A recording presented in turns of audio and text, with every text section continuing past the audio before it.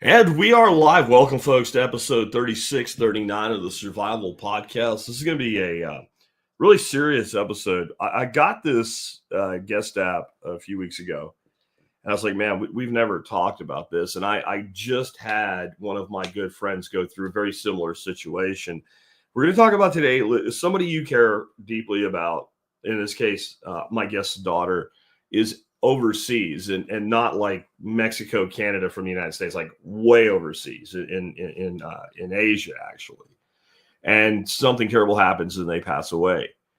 As bad as it is to lose somebody, to then have to try to deal with all of the international components to getting that person's remains safely home so that the family can have, a funeral and a memorial and all the things that we do to process losing someone. That's something we've really never talked about. And it's one of those things like, will you deal with it? Maybe not, but you might. If anybody you care about ever travels outside of the country, this is a very serious subject. And we're going to do our best to talk about it today with our guest, David Cochin, who will be on with us in just a moment. Before we do that, let's go ahead and hear from our sponsors of the day today. Sponsor day number one today is Anton's Land of Biltong. I really recommend you check out landofbiltong.com, though the website appears to be down right now. So Anton's Meat and Eat is this other site, and it's up, so that's what I have in the screen. But I can tell you they're still shipping because I got my confirmation that my weekly shipment of biltong will be here today, this morning, and it made me very happy like it always does. Check out Anton's Land of Biltong. And if you're trying to keep keto, stay carnivore, you can certainly do that with biltong. It's one of the best meat snacks in the world. Next up today, one thing we all need to worry about is making sure we're drinking the best, purest water we can. And the best way I know to do that is to use the system I use, a Berkey water filtration system. You can get those at usaberkeyfilters.com from Jeff, the Berkey guy Gleason, who's been sponsoring this show since 2010. Need to remind you, it's 2025. So that is 15 years in the world of podcasting. Check them out today. And like all the shortages on filters and everything like that seem to be taken care of. And you can get everything that you need again from Jeff, the Berkey guy Gleason at usaberkeyfilters.com. Both are sponsors of the day, by the way. Do discounts for you if you're an MSB member. So make sure you take advantage of those, whether it's with our sponsors or any of our supporting vendors. And then just real quick, I want to remind you guys, I am doing a webinar tomorrow. 1 o'clock Central Time. That's my time, right? So you got to adjust it to your own time zone. And this is with the Price Pottinger Foundation. We're going to be talking about biochar. I'll be doing a standalone presentation for about 45 minutes. When that's over, I will then be interviewed a bit by Nora, who will be my co-host for this, and we'll be taking audience questions for about an hour. So it's going to be very in-depth. I really recommend that you tune in for it. Again, it's tomorrow. And it's at, 1 p.m. Pacific time. So adjust your time accordingly. That will be about 3 o'clock my time for me. Anyway, with that, let's go ahead and get our special guest on the air with us now, David Cochin. David, welcome to the show, man. Thank you. You've been a long-term listener to the show from your show notes. You started listening to us back. I was still in the car. Driving around. So that's a pretty long time. And I do wish that this show maybe was on a happier topic, but I really want to just, before we even start, just thank you for being willing to have this conversation with our audience so soon after, losing your daughter. So thank you for being here today, man. I'm glad to be here. And I just want to help other people if God forbid they're ever in this situation, because it's been tough. If you could, I used to ask people to tell us about themselves, but since, we're talking about losing a family member, tell us about your daughter. What was she like? What was her name? Who was she? My daughter's name is Brandy Nicole Cochin. She was our first daughter. She was born on August 10th, 2001. And I just remember Brandy as being very intelligent. As a baby, she learned to talk early. And once she learned to talk, she talked a lot. She also learned to walk at 8 months. Brandy loved to read and write. She took after her grandmother, my mom, Kathy Cochin, because she loved to cook and she wanted to publish a cookbook like her grandmother, Kathy. My grandmother, my mother, Kathy, she wrote the Diabetic Goody cookbook. My mother has passed like 16 years. Was it 16 years ago? 15 years ago, and she was a type 1 diabetic, like my daughter Brandy. I just remember Brandy loved cooking new dishes for dinner. She was always adventurous with cooking, and she's also adventurous in life. She learned to ride a motorcycle, I think when she was like 19, 20, like I used to ride my bike. She loved to travel. She went to Europe. She visited France, Great Britain. She also went to Japan, Thailand, and Malaysia. She lived in Cambodia and the Czech Republic. I just remember my daughter, she always liked to help people. She would actually drive around with food in her car and give it to homeless people. My daughter, Brandy, she graduated from Norcross High School and enrolled in Oglethorpe University. She transferred to Maryville University in St. Louis as a senior, where she did online schooling so she could travel. She graduated with a degree in psychology. Her dream was to be a therapist to battered women. She also ran a YouTube channel for over 7 years called Runaway Siren 940, where she had over 7,000 followers. Her YouTube channel covered topics such as feminism, cooking, and travel. And as I mentioned before, my daughter was a type 1 diabetic. I remember, Jack, years ago, you were talking about type 2 diabetics and how a type 1 would like to punch them in the face because with a type 1 diabetic, your pancreas does not work. It doesn't produce insulin. So type 1 diabetics, in order to live, they need to take insulin to keep their blood sugar levels in check. My daughter was diagnosed with type 1 diabetes at age 3. Unfortunately, when my daughter became an adult, she was reckless with her diabetes, which caused health complications that led to her life ending so young at age 23. So I was going to ask, and I'm trying to be sensitive to this situation. She was overseas when this happened, but this is not a case of like foreign medical failure. This is a self-management thing gone wrong. Is that right? Yes, I mean there was a possibility that her insulin was bad, but Okay. yes, she made poor decisions. She should have came home and she didn't, and she died in Cambodia where she was residing. Okay.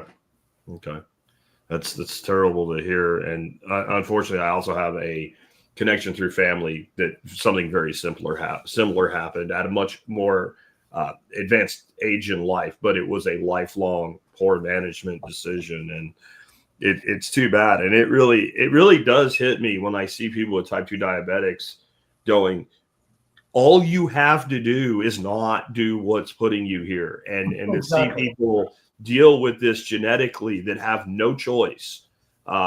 It really is sad, and I really encourage anybody out there that's got a diabetes problem in your life and it is from lifestyle to realize the gift that you have, that you don't have to live this way, and don't, because there are a lot of type 1s that would just change places with you that fast, and they probably despise you for being unwilling to take care of yourself, because there are better decisions that can be made, but it is a horrible thing for anybody to deal with. It really is.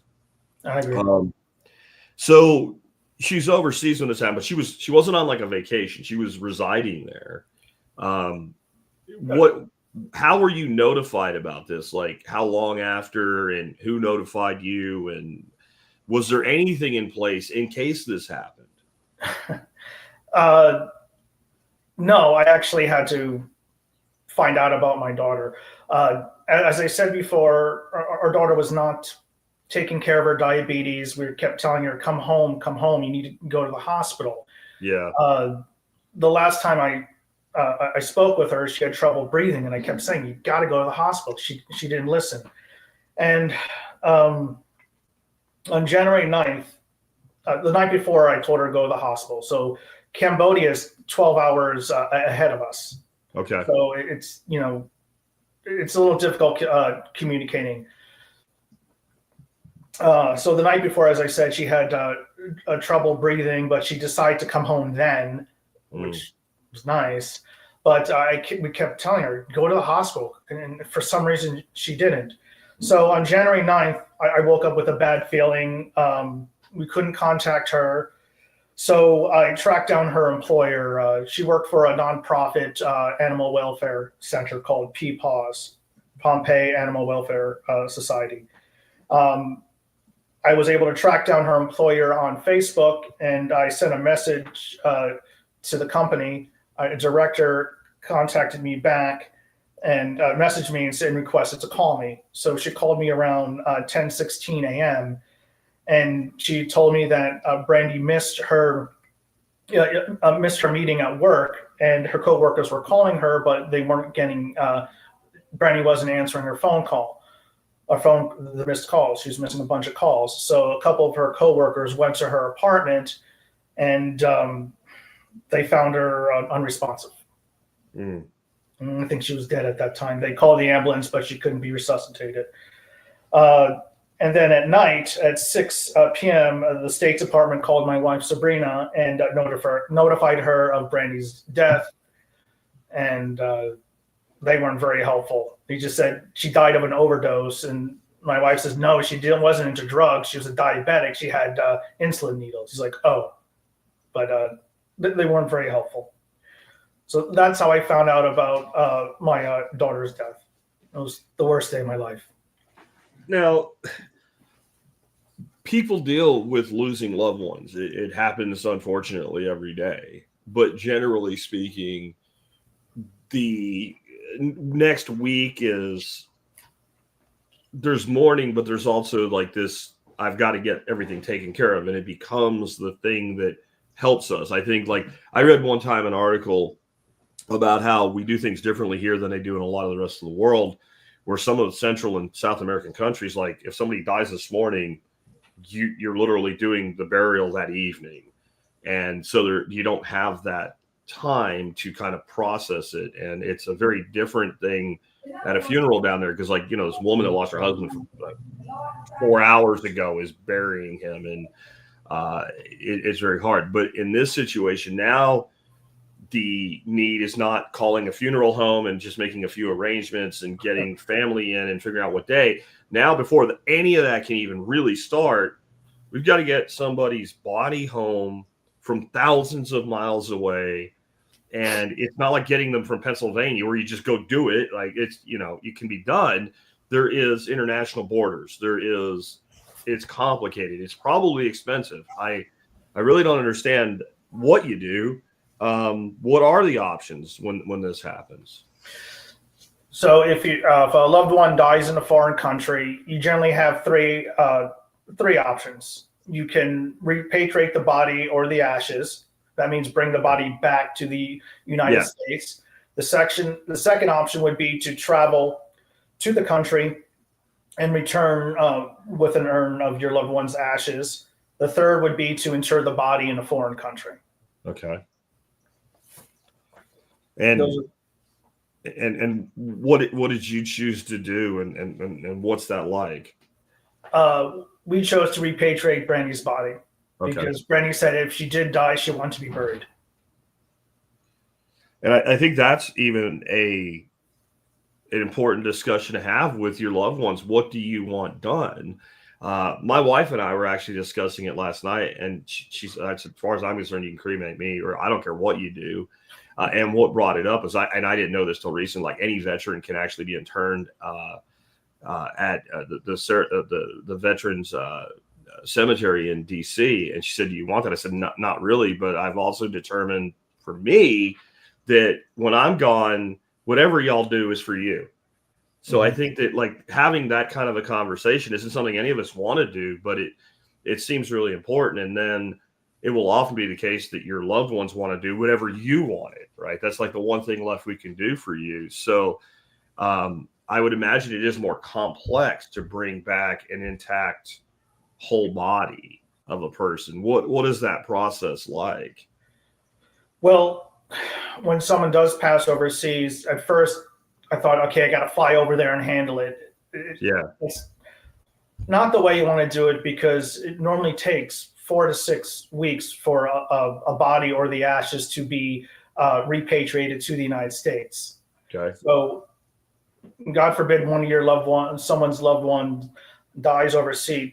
The first thing that you need to do is visit the U.S. Embassy website for that country. And then you need to go, there's a page for like emergency services, and there'll be a link that'll say death of a U.S. citizen. So you want to click on that page. And keep in mind that every country is different in how they handle the dead of expatriates. For example, I had to deal with Cambodia, and Cambodia said it would take 4 to 6 weeks. And there's only like 2 funeral directors who would be able to handle the repatriation. Now, other countries have better, I guess, funeral services, and there you have more to choose from. I only had 2 to choose from. So after you go to the page and find out where to get started, you want to ask the embassy for help. Generally, you're going to be communicating with the embassy via email. I tried calling the embassy, and the person didn't speak English. So my suggestion, communicate via email, and keep in mind that, if I'm emailing them at 9 a.m. my time, they're not going to get to that email until the next day because of the time difference, because we're talking 12 hours in the case of Cambodia. And, one of the first things you want to ask is, where is the body? So you can talk to a funeral director of how to move the body to his facility. And then you want to ask them, can you give me a list of funeral homes that repatriate U.S. citizens? You can also need to ask them, what organizations can you help in returning a loved one's belongings? And what you got to know is the embassy is not very helpful. They're not going to help you with really help you much with the process. They're not going to give you any financial help. So you're basically on your own. So that's something to just be aware of, that you're not going to get a lot of help. It's not like working with a local funeral home that has ties to the community and wants to do a good job because they're there to serve the community. This is in a foreign country and they don't care that much. The next thing you want to do once you do get a list of different funeral homes, you want to contact them and see if they're able to take the body. Because I had a list of 3, and 2 of the 3 said they could do it. The other one said they were too busy, they couldn't do it. And the reason why you need to work with a local funeral home is because they're going to help you in getting the local authorities to release the body to the U.S. Embassy. They'll also work with the U.S. Embassy to get the death certificate and to authorize repatriation. I had to actually email the Cambodian embassy and says, hey, I want to repatriate my daughter's body. She is working with XYZ company. Yeah. And then another thing that's important is you want to find a local funeral home so they can take the body. So you want to go visit a couple of funeral homes and say, are you able to pick up the body from the airport and take it to your facility? So that's important. And then once you get the body back, you want to plan a memorial service with the local funeral home. We did this after we took possession of Brandy's body because it took like 4 weeks, and we couldn't make funeral arrangements until we knew that we had in possession.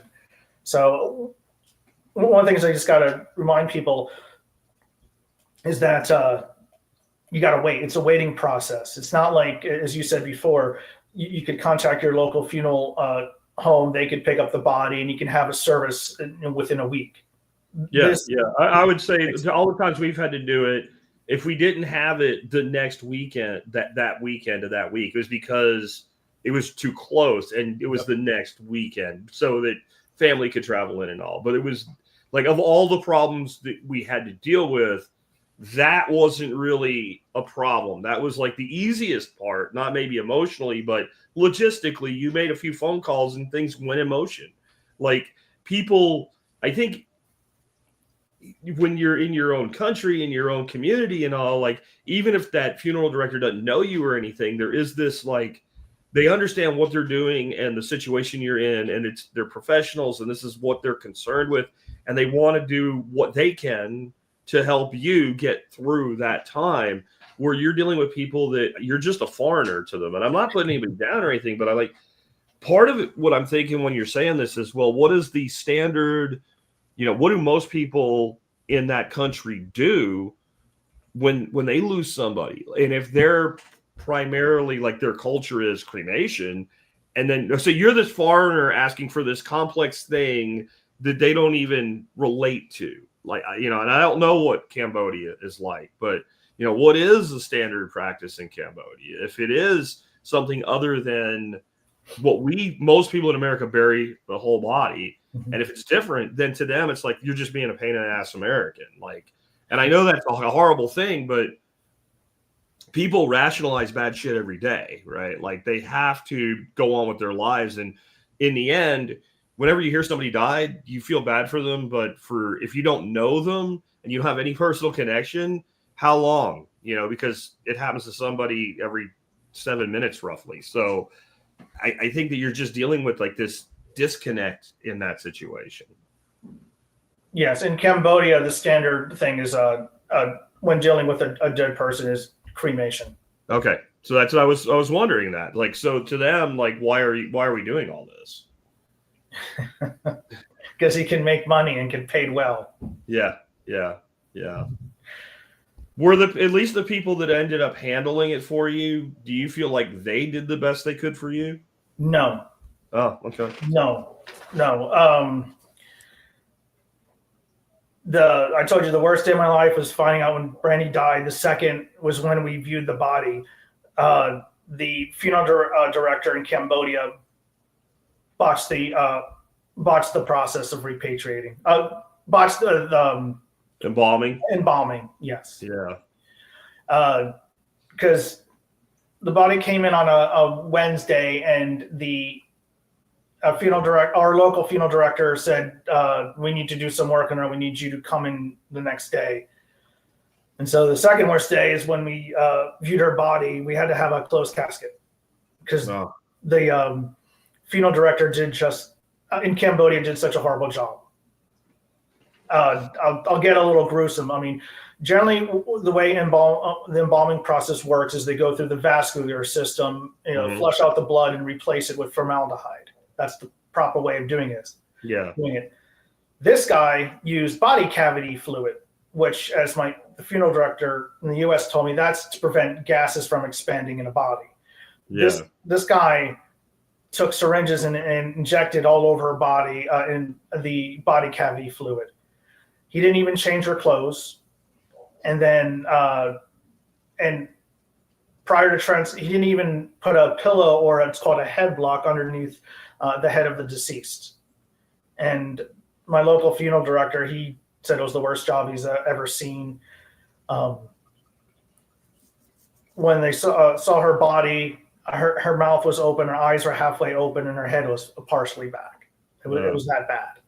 I didn't see that. They tried to do some work, but when we, Sabrina and I viewed her body, it was livid because he could have done a better job. And there was one other funeral director that could have handled the embalming process. And that guy told me that the guy who did our embalming, he wasn't good at it. And I just thought he was trash talking because, one competitor talking about another.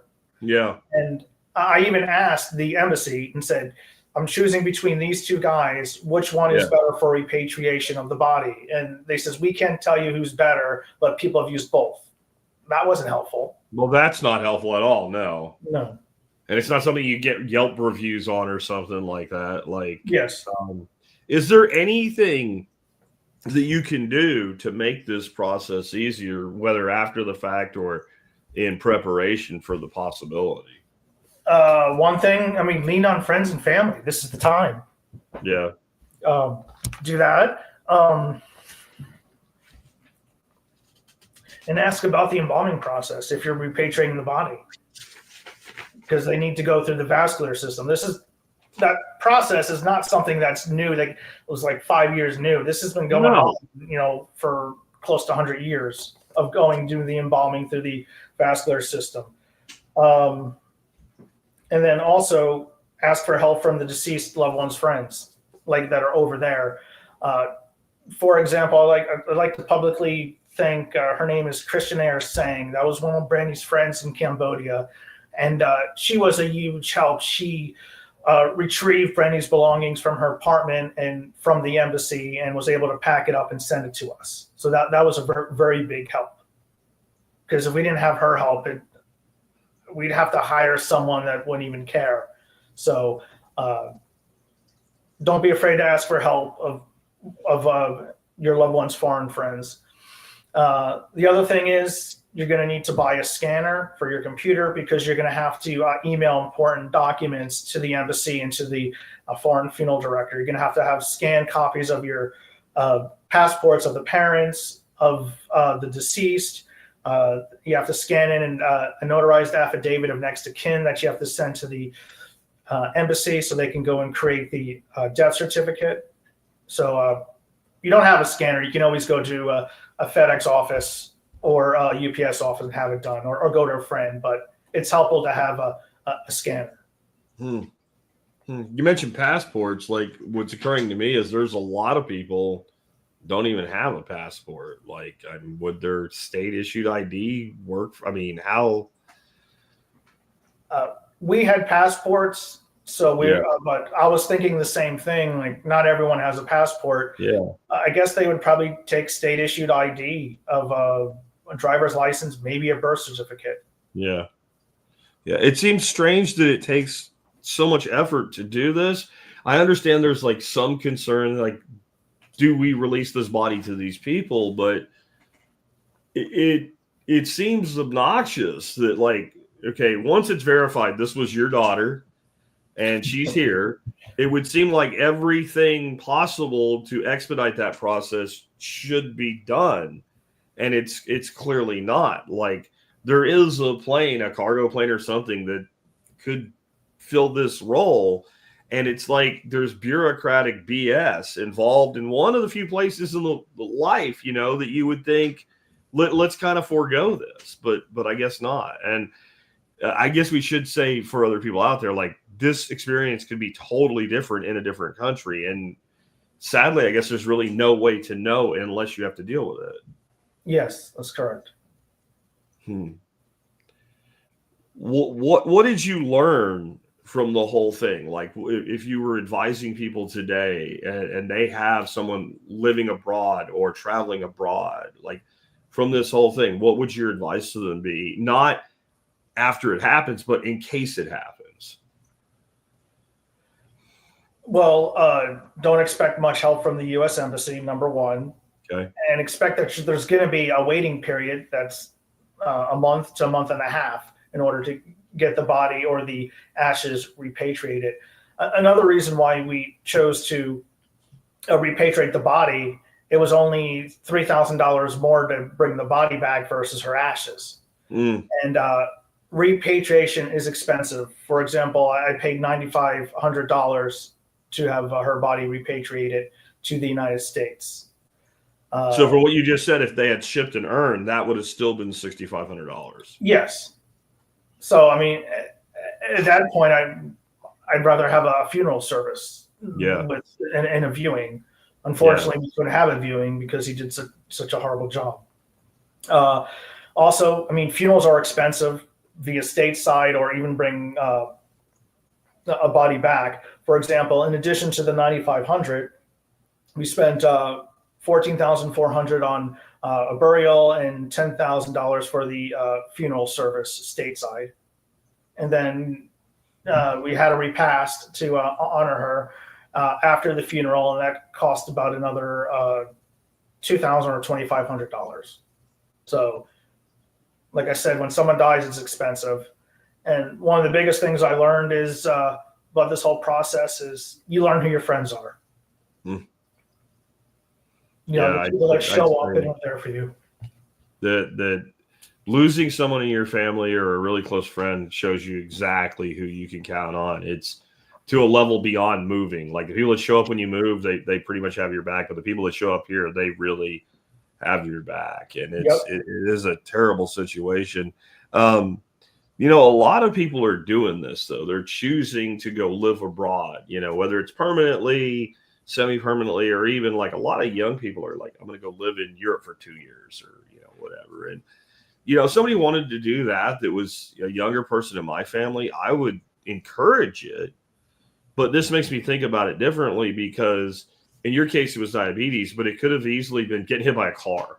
Yes. Right? I mean, like people die. No one wants to think about it. Because it's a terrible thing to think about. And to think about a child dying is way worse than thinking about like a parent or a grandparent dying, because fathers and mothers we're not supposed to outlive our kids. That's like the last thing we want to do, really, you know? So you've got a loved one that wants to go live in a foreign country for an extended period of time, then this is a possibility. Is there any advice you would have for somebody in that situation? Maybe not the person going, but the person staying here? I'd suggest taking out a term life policy on them. Okay. For $50,000, just because, I mean, if you don't have that lying around, where are you going to get the money? Yeah. So I would start with that. Another thing, when the traveler does decide, you know, goes overseas, you need to have them register with the U.S. Embassy. So God forbid something happens to them, they know who to contact next. It sounded like your daughter had done that. Yes, she did that. Yeah. And also when they're overseas, if they're living there and working, you need to get their employer and residency info, you know, including you need the contact info of the landlord and their boss. For example, our daughter told us where she was living, but she never gave us her landlord information. So we lost most of Brandy's belongings because the landlord had cleaned out her apartment and disposed or stole most of her stuff. Stole was the right word. The what? I think stole is the right word. I mean, when somebody passes away, you know that what they've left behind might be important to their family. You know that. You're not confused by that. Yeah.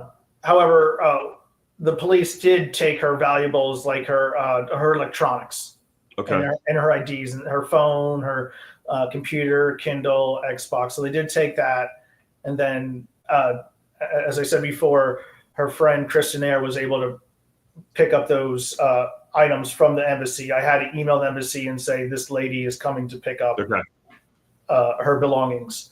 Another thing that's important when a loved one goes overseas is, you know, get the names and contact info of her friends and coworkers. I mean, basically, because if you're having trouble reaching your friend, I mean, your loved one or a friend, you could tell them, hey, can you go check on Brandy? Is she okay? And Brandy didn't give us that. And in retrospect, I thought that, you know, hey, if Brandy did give us information about her friends and her coworkers, we could have contacted them prior to her dying, and maybe she could have been saved. Yeah, maybe if somebody would have showed up and said, listen, your dad just called me, we need to go to the hospital now, she might have went, right? Like, sometimes your friends have more influence on you than in fact, many times, especially a 20-something, your friends will have greater influence on you. And I mean, I know of one instance where a guy didn't show up from work, and like the network of friends activated, and they found this guy on the floor, and he would have died if that didn't happen. And like nobody from work gave two shits. It was like somebody at work told somebody else, and they're like, that's not like him. And I won't get into it because it doesn't matter. I'm just saying, like, that network of friends, that might be one of the most important things you said, because it might not be a death. There's a lot of things that can go wrong when somebody's that far away from you. And even if it doesn't change the calculus, the ability to gain information, because I've been in situations like this where what do I do? And there's no one you can talk to, and there's nothing you can do. And it's a very helpless feeling. And so I'd say, like, that needs to be a plan for anybody traveling abroad long duration, with even an agreement like, I'm not going to interfere with your life. This is in case I can't reach you. Um, that seems really important. The other thing you mentioned was life insurance. And it would seem like if somebody's going to go live abroad for 3 years, 3 or 4 year term life, pretty inexpensive on a young person, by the way, makes a lot of sense. Did you have any on her? And is there any issues with that insurance policy being paid out when you actually need it? Because there isn't a body, because the body's in Cambodia or wherever it is. Like, you know what I mean? We did not have life insurance on our daughter. I was thinking about doing it, but I kind of felt like I didn't want to be gambling on her life. Yeah. But if I could stress, when young people go overseas, get the term life insurance. It's cheap. When you are dealing with a funeral home, if you don't have the money, as long as you have a valid policy, they can do something where they can collect, be the first to collect money from that policy. So they can help. You don't have to have the money up front if you're dealing with that. I got you. It's just one of those things I've never really thought about, like, because one of the things that we've had to do when we've dealt with this is provide a certificate of death to the insurance company. And really that's a phone call, and the coroner or the hospital or the funeral home does it for you. But it just seems like this would be a different situation. And I don't ever want to defend insurance companies because they're some of the worst people in the world in some ways. But you can understand an insurance company saying, we're not paying out a life insurance claim until you can show us that this person has actually passed. And when that person is 4,000 miles away, you can understand that an insurance company might be like, hey, it's not like we're not willing to do it, but we need this proof or what have you. And maybe a phone call is not enough. And so that's something people should think of too. The landlord thing is really interesting to me too, because you don't know who that person is, right? Even if your loved one gives you their contact info, you don't know them. I mean, most of the time I didn't know my landlord anyway. I just, paid the rent. Like, I didn't know, the girl at the office of the apartments wasn't my landlord. She worked for my landlord. The landlord's the owner. And then you mentioned police secured the valuables. That's great that happened, because I've been to countries where the police would secure the valuables. I promise you, they would secure them, and you would never, ever hear about them ever again. They'd be like, we don't know. Like Panama, I hate to say negative things there, but the Panamanian police were all about what they could get from anybody that wasn't Panamanian. And they were pretty corrupt there too, but definitely, like, an American was just seen as a piggy bank. They'd shake you down for money, and somebody would shake you down for money on a traffic stop, I have no doubt would take a deceased party's possession. So I think it's also an important thing that maybe people have a better understanding of, like, what generally does happen in this particular country when this occurs. Yeah, I agree. Other things I suggest is set up a means to communicate. It's a lot easier nowadays because we don't have to send letters. We got computers and applications to do that, smartphones. I'd also suggest getting scanned copies of their passport and driver's license. So if you have to deal with getting the body back or her belongings, you can show her, here's her passport information. Here's I'm the parent. Here's my passport and affidavit and so forth. Another thing people don't think about as well is you have to tell them that, we don't want this information unless it's an emergency or you die. You should probably try to get passwords to their computer, phone, banking information, PayPal. And the reason why I suggest this is because Brandy had a bank account. She didn't have much money. She had a bank account in Cambodia. I contacted their bank, showed them all this information of proof of death and showing I was the parent. Yeah. I contacted them via phone, via Facebook Messenger, and email, and they says, no, we can't transfer the account. You have to come in person. And I was telling them, I'm in the United States. Yeah. Fortunately, we did have her passwords, and I was able to get into her phone, and on her banking app, I was able to wire what little money she had. to us. So it's just Wow. something to think about. I mean, there has to be trust between your loved one and saying, we're not going to want to pry into your life, but, God forbid something happens. If we have the passwords, it's going to be a lot easier to move funds out of that country back to us than us having to go travel over there. Yeah. Yeah. Like that makes me think of like maybe there's some way to do something that's kind of like what we in crypto we call it a multi-sig, where that person could have a friend that has some sort of a password, but they don't know where to put the password. Right. Mm-hmm. So they have this data stored digitally somewhere, and you know where it's stored, but you don't know the password. And the friend knows the password, but not where it's stored, with the instruction of, if something happens to me, give this information to my parents. Right. Something like that. Because, I think about this, like, can my son trust me 100%? Do I want access to his bank accounts and all this other stuff? I don't. I don't want it. I don't want it.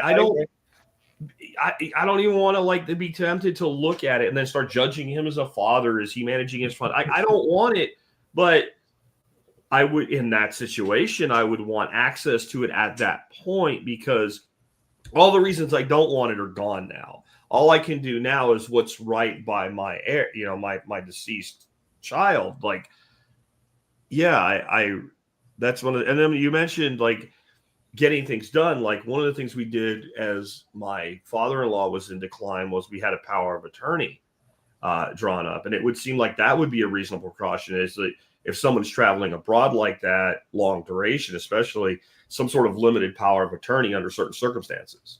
But I don't. The other thing about that is now you're in a whole different world. Like I know for a fact, if I have a power of attorney in the United States and something happens in the United States, and I give that power of attorney to the bank, it's like, okay, now I'm that person and I can do whatever needs to be done.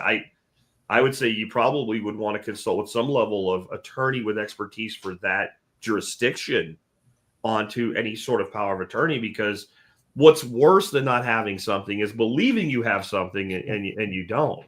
Yes. Like think like, oh, this won't be a problem. And it turns out that that piece of paper means nothing in this other country.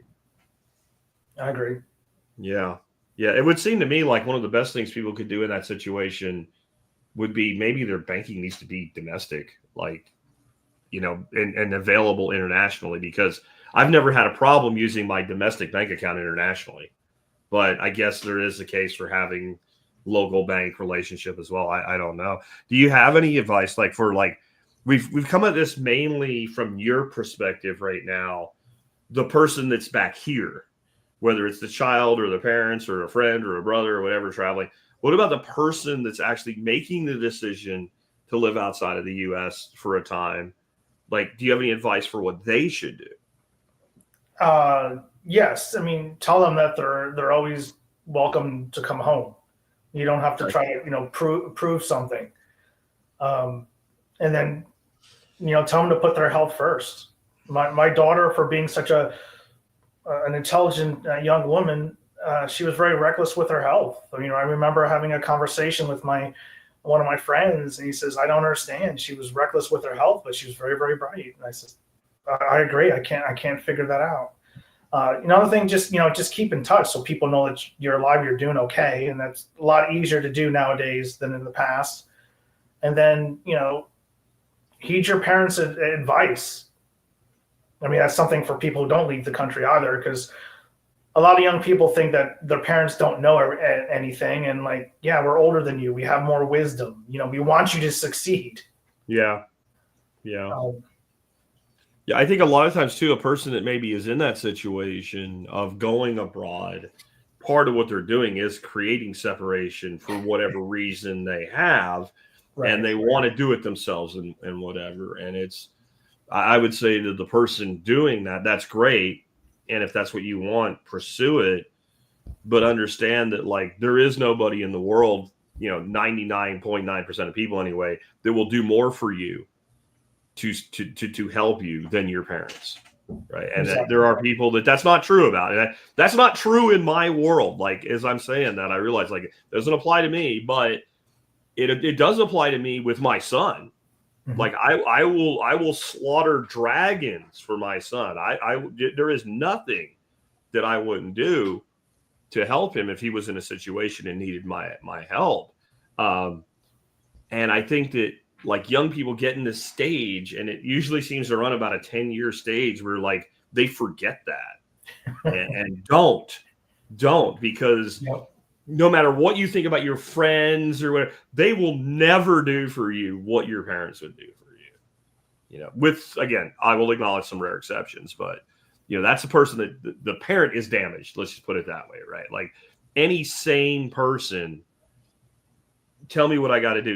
You know, if me cutting my hand off will save my son, I'll do it right now, right? I mean, like that is, and how many people would do that for you? And I think like if you're traveling overseas, like this is something you should be thinking about, not just the people you're leaving behind, like making sure there is something in place so that your family, your friends, whoever's there that can take care of this part of things is notified, and as much is given to them as possible from the people that you can count on where you're at. Because, and I think we all have a hard time with this. I think there's a part of the human mind that has a difficult ability to comprehend our own death. Like, well, not me. Well, everybody's going to die, but are you going to? Yeah, you. Me? No, not. Well, someday, right? And I think we do get more in touch with it as we age. Right. But, you know, when I was your daughter's age, when she passed, I was rock climbing and jumping out of airplanes and riding motorcycles. Like the concept that I was mortal to me at that point was ridiculous, right? Like 20 years, like I'll be 43. Who gives a shit, right? I'll be young still. Now I'm sitting here going, well, in 20 years, I'm going to be, oh shit, right? Like I might not be here. And I think that if you're going to make this life choice, then you need to kind of accelerate your mindset to that I am mortal reality and have some level of a plan for it. Because, you know, I've heard it put this way, like when you're dead, your problems are over, but the people you leave behind, they've just begun. And like, that's part of being a responsible adult, is thinking about who you will leave behind. Yes. You know, is there, when you have people in these situations where they're far away, like, are there certain ways that you can make sure you communicate with them more? You know, I mean, long distance calls are not really is the problem they used to be, but it still can be somewhat expensive. But ways to make sure you stay in touch so that, you know, if something's beginning to become a problem, maybe you know about it before it does. Yes. There's basically like 3 cheap ways of communicating with people who are overseas. Facebook Messenger is really good. I mean, just for messages, I mean, like text messages, and you can also do phone calls. WhatsApp is another one. That's an app you can put on your phone.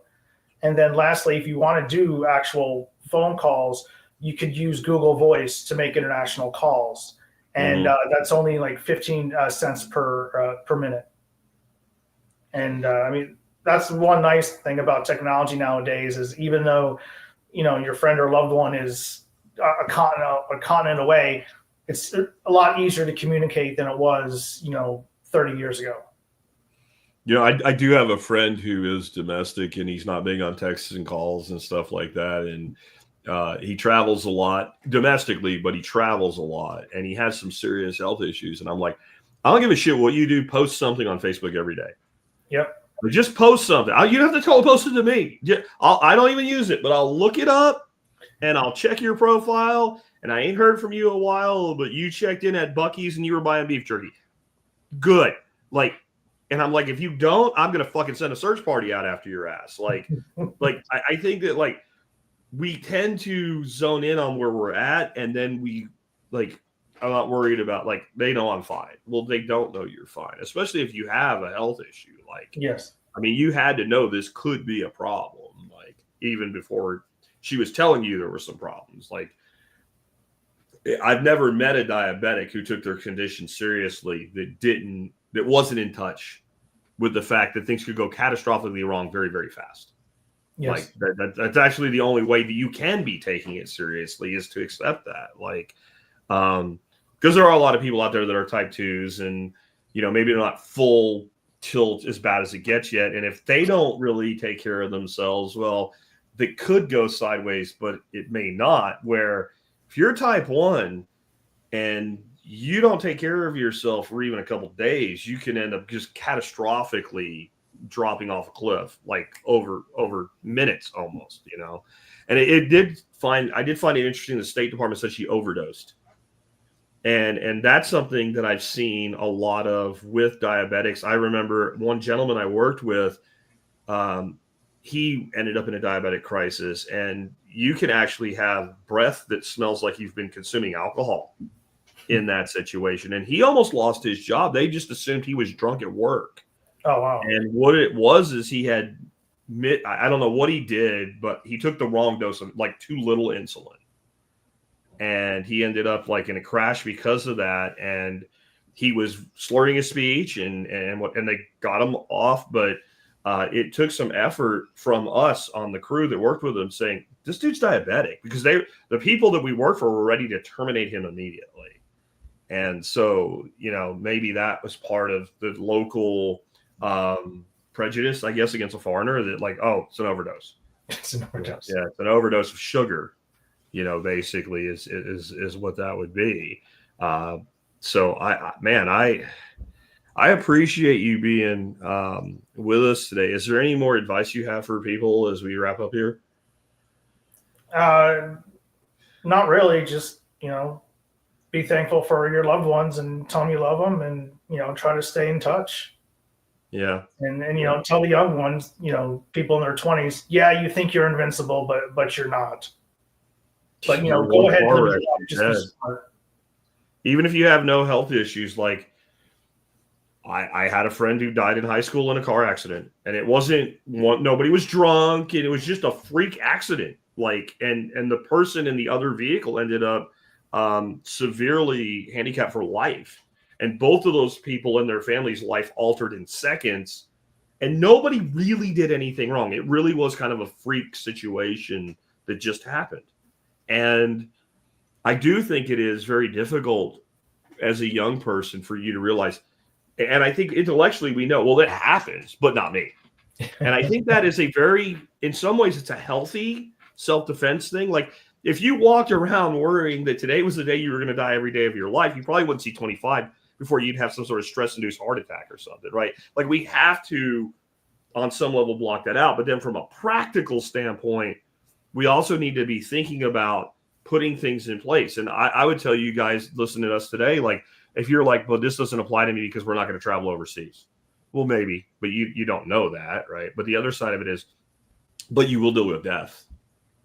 You will deal with death in your life, and things like life insurance. And I've had that as part of my preparedness strategy for people, as you know, since 2008. Like, the pragmatic, boring things are often the things that are the most important and overlooked by people that call themselves preppers, because you talk about the shit hitting the fan. When somebody you love dies, the shit just hit the fan for you. Yeah. And that's where I've tried to say, you know, almost every day I've ever done this show, like, the shit hits the fan for somebody every day.